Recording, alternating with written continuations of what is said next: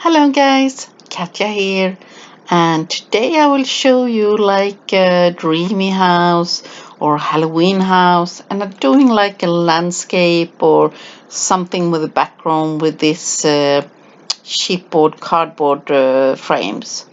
And I will add some texture to my background with the stencil Tapestry from Finnabair. And I would use the same stencil on the both pieces of cardboard to not make the background too busy, whimsical. I'm not everywhere and it doesn't need to be perfect.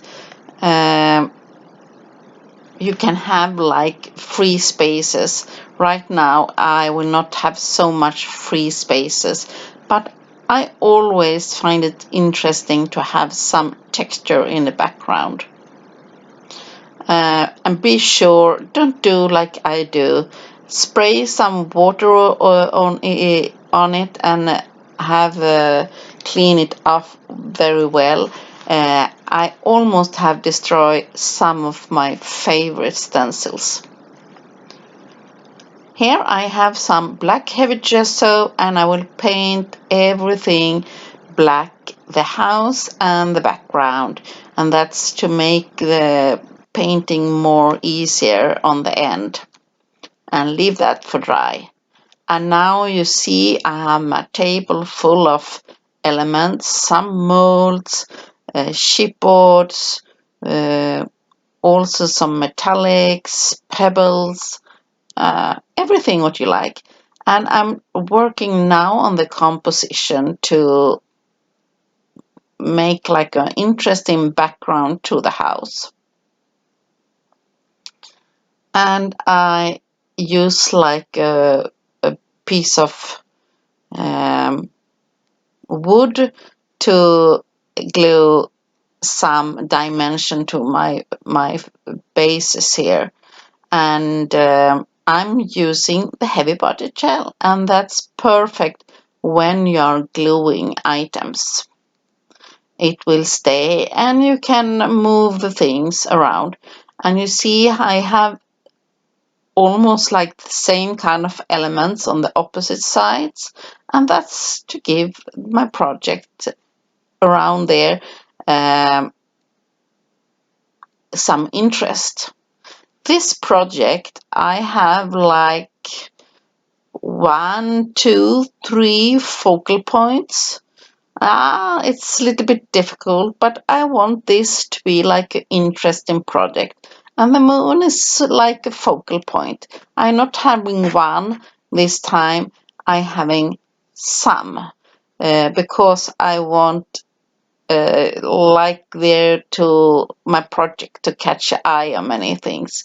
And you see around every like focal point, interesting point on my project, I add like different kind of elements to make it more interesting.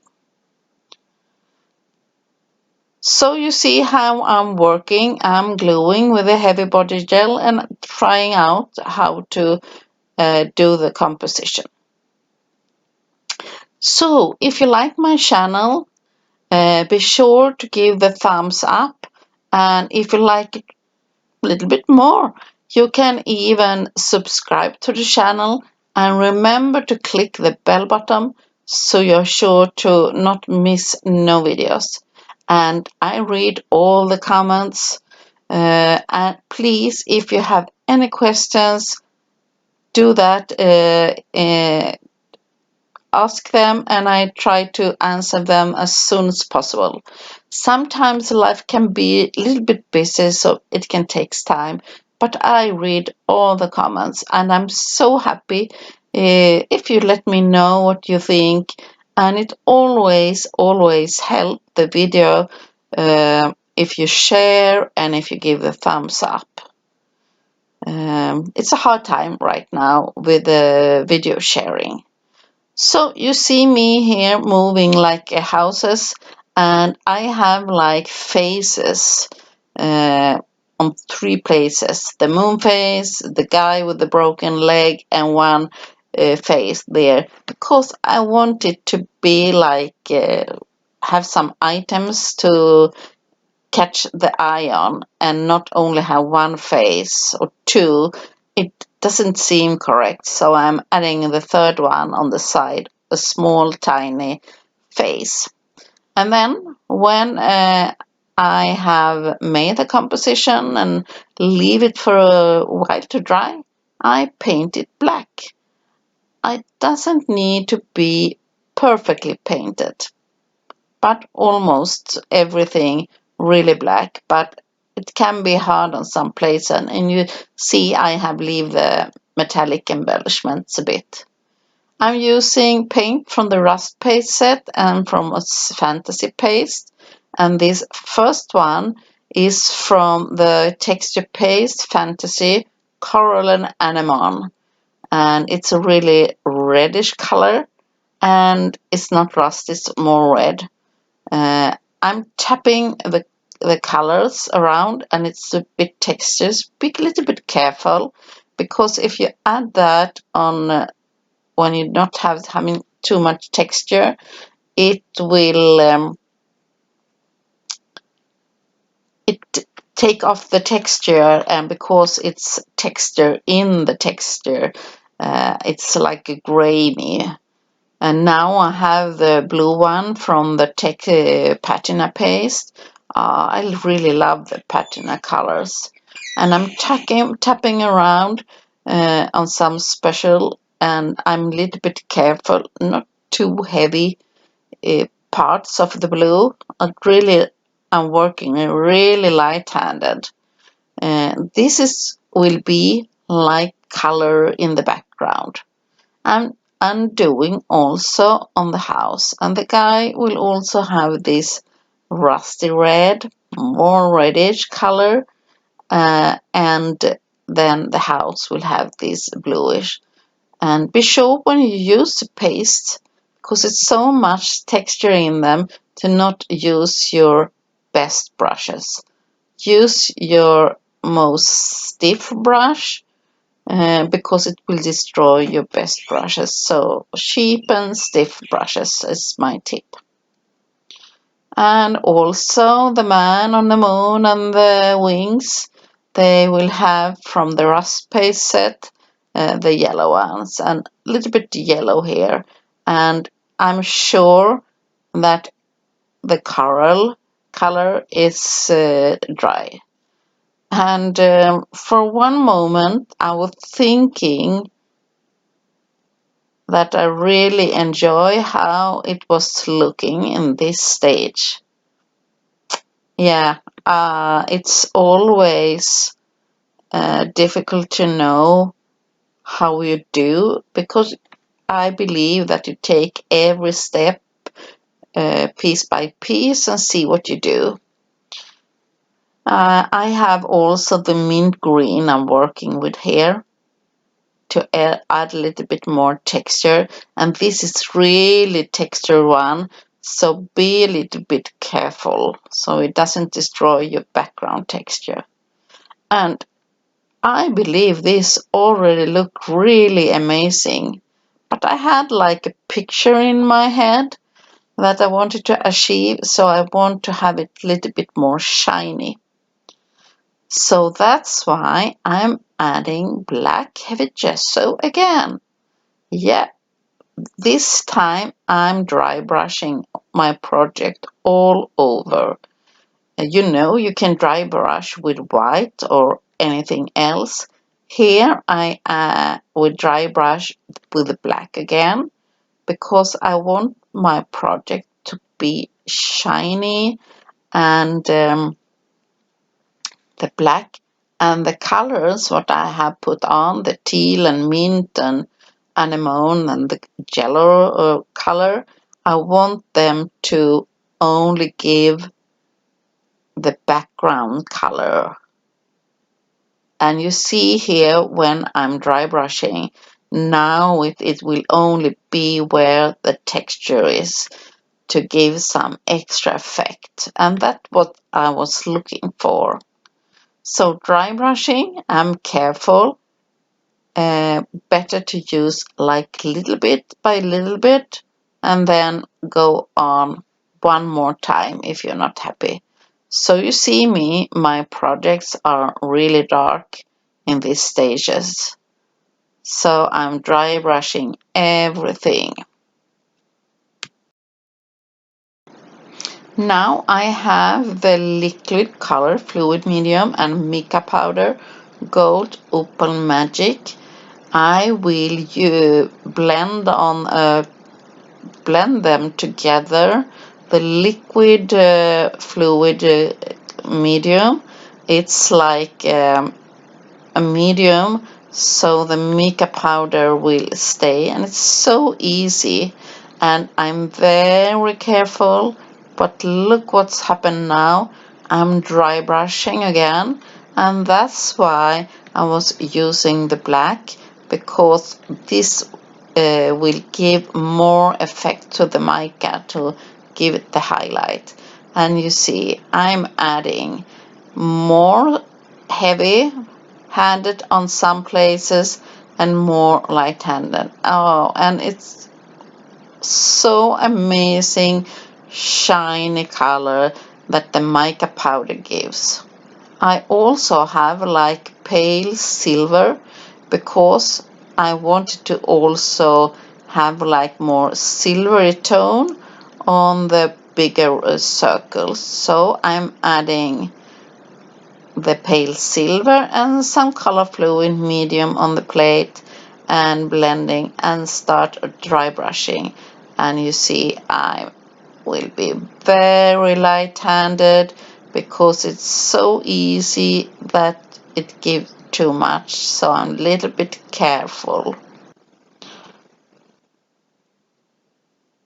So you see me, and also it's okay to go on some parts where I already been with the gold to give it like a silvery tone, to tone down a bit, because the silvery it can tone down because the gold color is very shiny.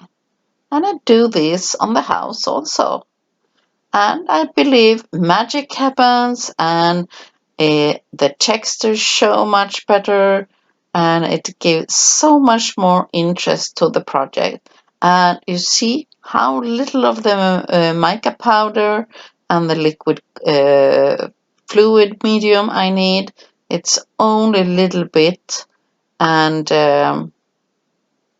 you can use it on so many different ways on many different projects. And I never worry about to blend gold and silver. I think they make different effect and different looks if you blend them.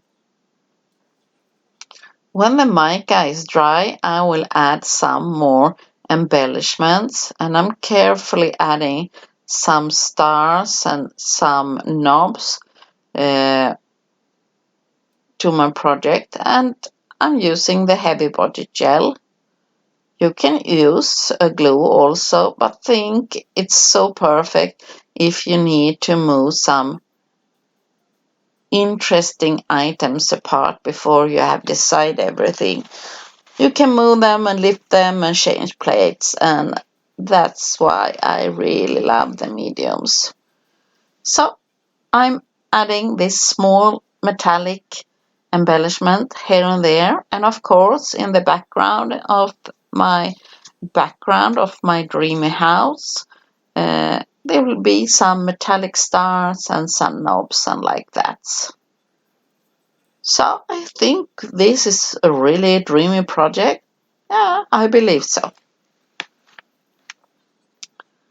Yeah, it started coming around. I have some plates and like that to make a little bit more interest. And you see I have make my composition like diagonal on the project, and I have like a lamp. I always find it very interesting to add some embellishment at the end that are not painted or highlighted to keep them natural. So I'm doing like that here too, adding like the lamp. It's an oven lamp, and here I'm using the glue gun because that one I need to keep in place directly that it will stay. And even this, I can go on with the heavy body gel afterwards. I will see how it goes because the glue gun I know that will not stay too long, especially if I will ship my project to do something here. And now you can see my projects have interesting pieces and gold and silver, and it starts to be almost fine. It's in the down of the house. I need to add something. I have these small glass bottles and I have filled them with some micro beads and I will glue them there. It's like a guardian, and I have like Christmas light bulb, and it will stay there. So you see, I have like not only one lamp, I will have like more lamps to make my project more interesting.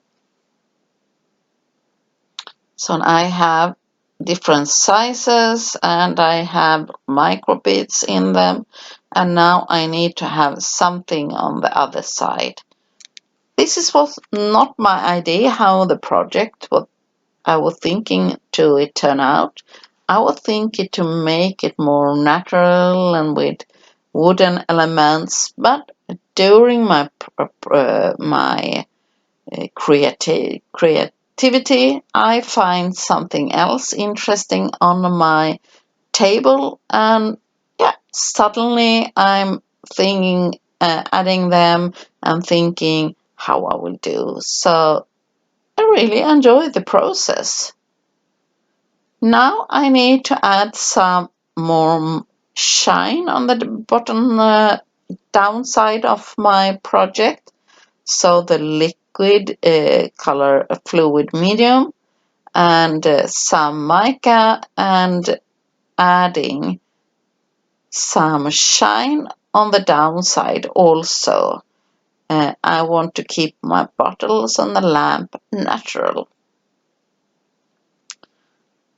Yeah, try to use different kind of projects, paint over some and leave some natural. I believe that's make a project very interesting. So it's finished, and I really enjoy that you have been here with me. So I say thank you for watching and hope you enjoy my creativity and my time. And I hope to see you soon. Please, please, please give the thumbs up. So you see, I'm going around my project and I'm really happy over it, and it was really fun to do. So I say thank you and bye bye. Take care.